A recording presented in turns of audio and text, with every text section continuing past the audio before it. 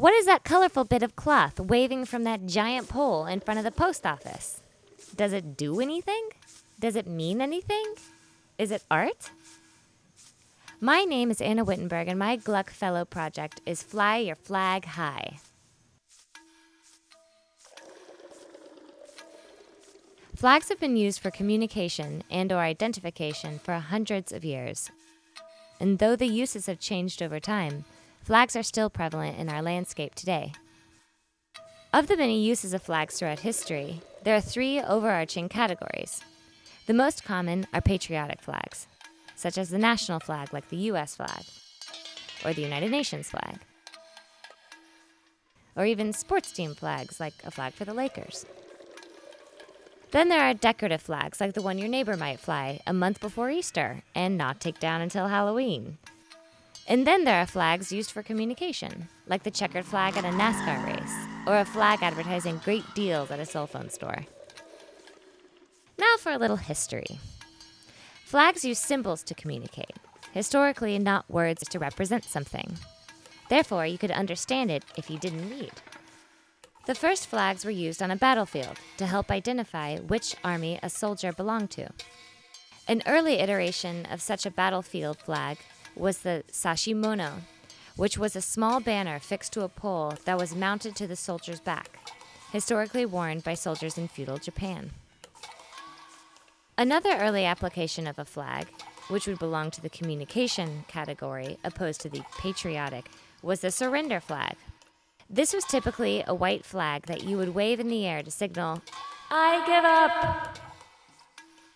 Outside of the battlefield, flags were first used at sea so people on boats could communicate with one another.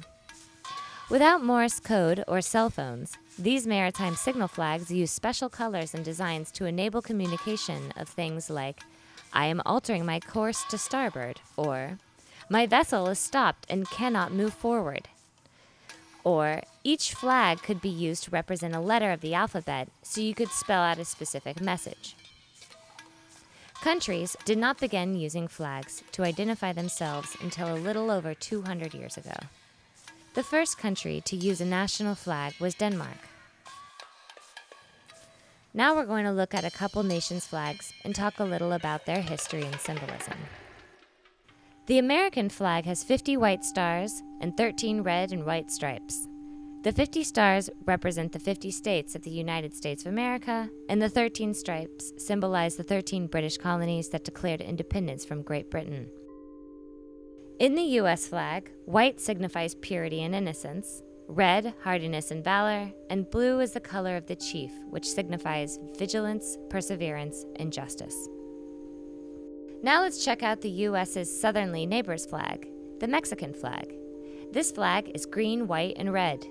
Though the meaning of these colors, the symbolism, has changed over time, currently green symbolizes hope, white is for unity, and red represents the blood of heroes.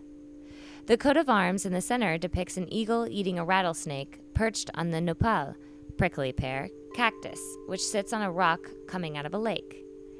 This image is from an ancient Aztec legend in which the gods directed the people to build a city where they spot an eagle on a cactus eating a serpent. As legend goes, that is present-day Mexico City. Now on to a special national flag, the Nepalese flag. The flag of Nepal is the only non-rectangle-shaped national flag. In this flag, the blue border symbolizes peace. Red is the color of the country's national flower, the rhododendron, and it stands for bravery. The two triangles that define the flag's shape symbolize the Himalayan mountains.